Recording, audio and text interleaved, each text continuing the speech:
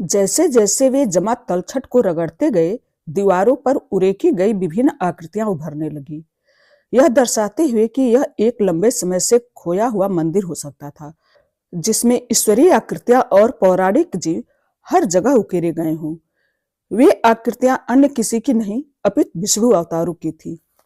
समय निकल रहा था और ऑक्सीजन भी।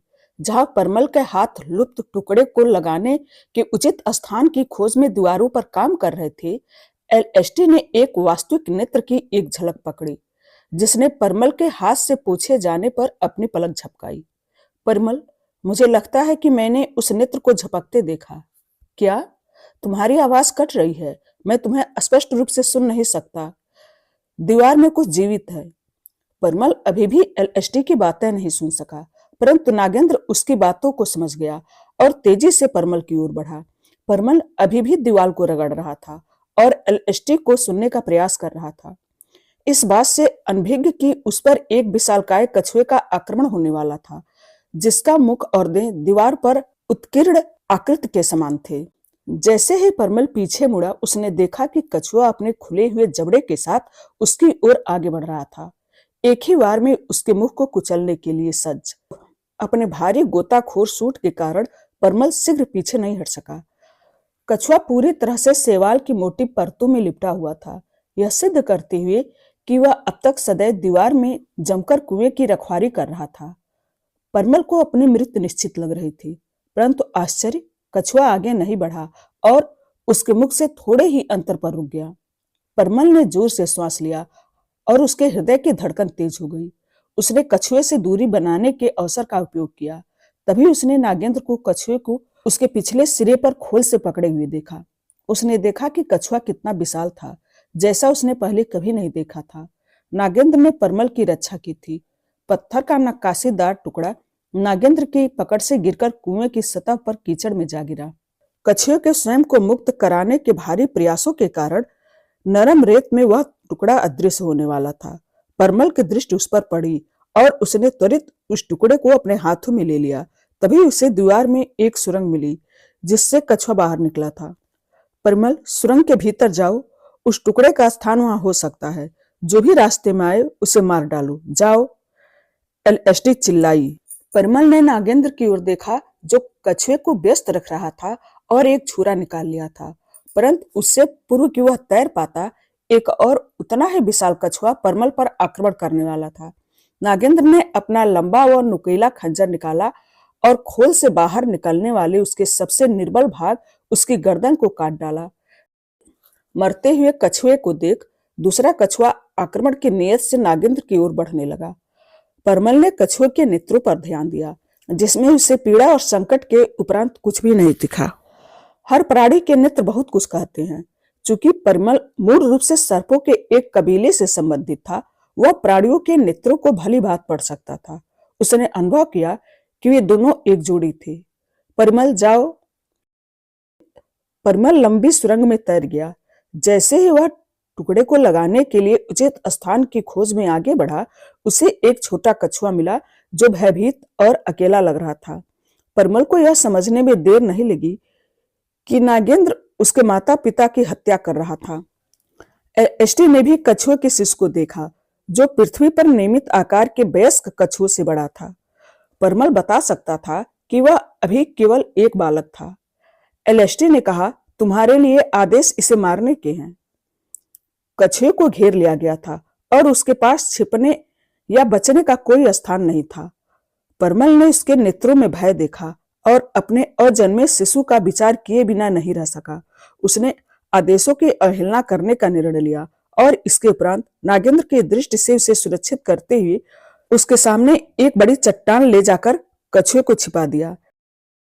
जैसे उसने कछुए के शिशु के सामने रखने के लिए भारी पत्थर सरकाया, उसने उस स्थान पर ध्यान दिया जिसकी वे खोज कर रहे थे।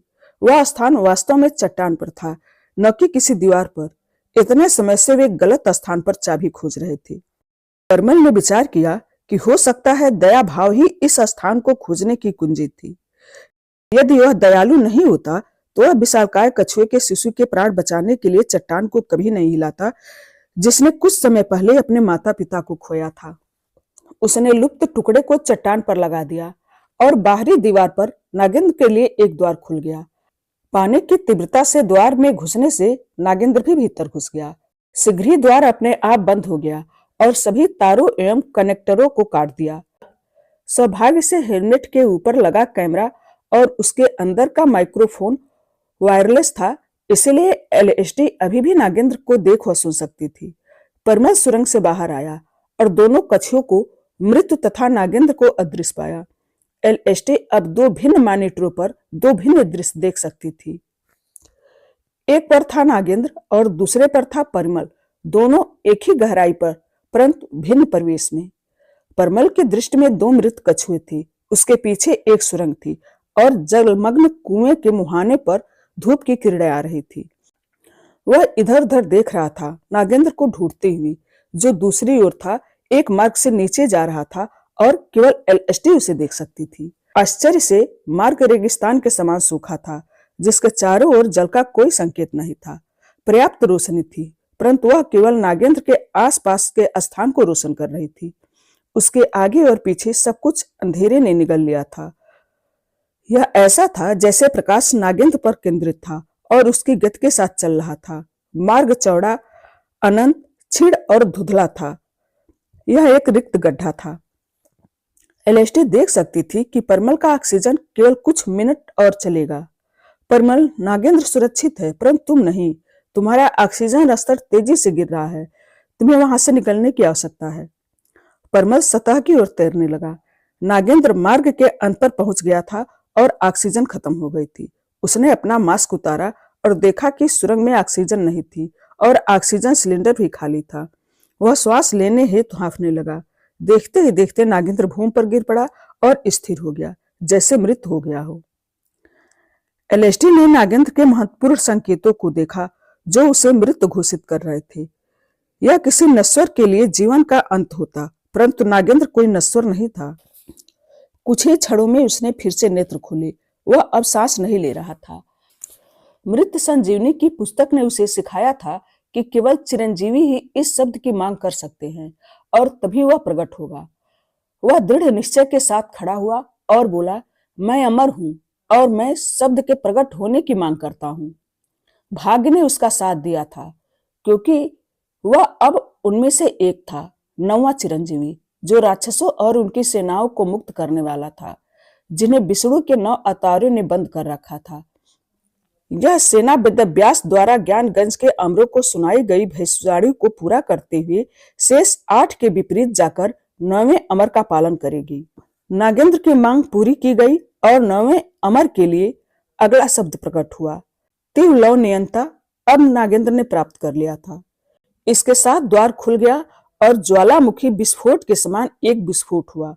कुएं के तल पर एक विशाल भंवर फूट पड़ा और समुद्र की लहरों के समान उठते हुए गिरते हुए आगे बढ़ने लगा। शीघ्र ही यह लगभग 54 किलोमीटर प्रति घंटे की गति से एक भंवर में परिवर्तित हो गया।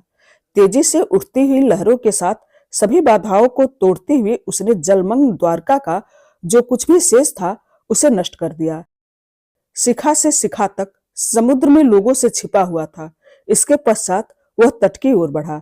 जो कुछ भी उसके रास्ते में आया उसे निगलने के लिए सज्ज, लाखों लोगों के जीवन को नष्ट करने तथा घातक परिणाम और गुजरात के तट पर एक अत्यंत विनाशकारी सुनामी में परिवर्तन होने के लिए सज्ज।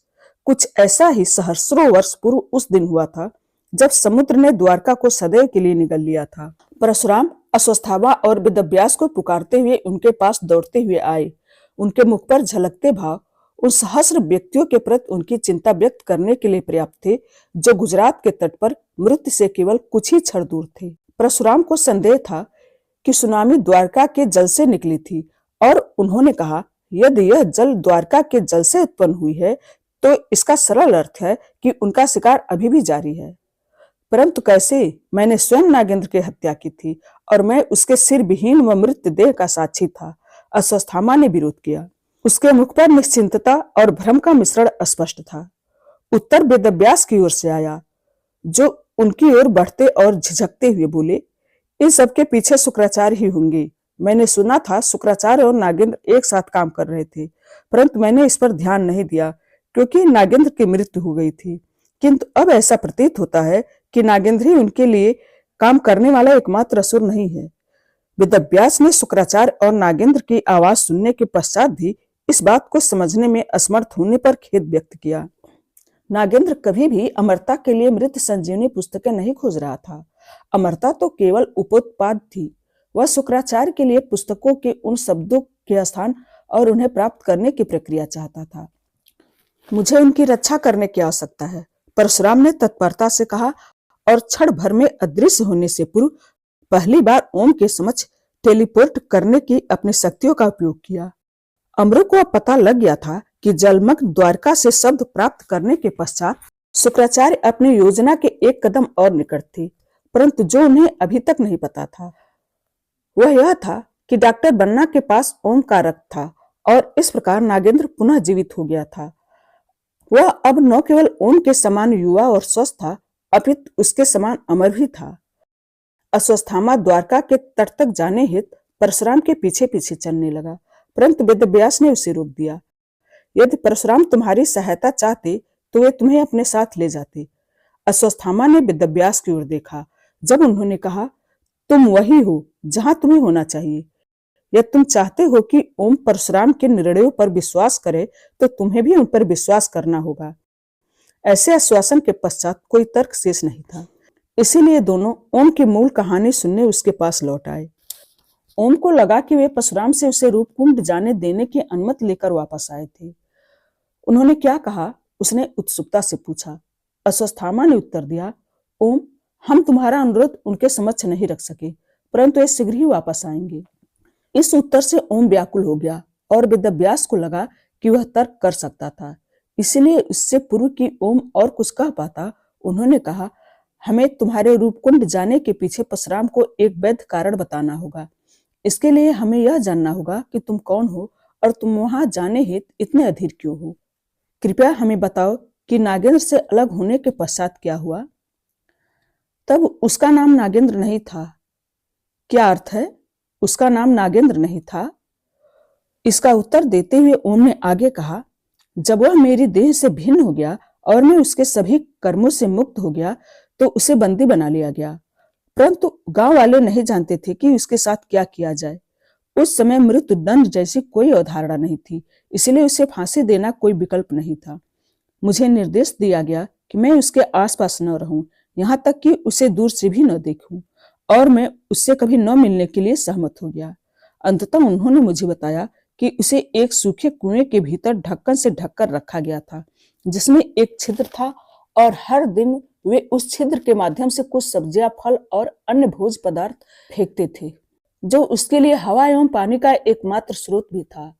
एक बार मैंने कुछ लोगों को मांस के प्रति उनकी लालसा और प्रतिदिन मांस के एक छोटे टुकड़े के लिए उनकी याचना के बारे में बात करते हुए सुना। इस कहानी का शेष हिस्सा अगले वीडियो में। धन्यवाद।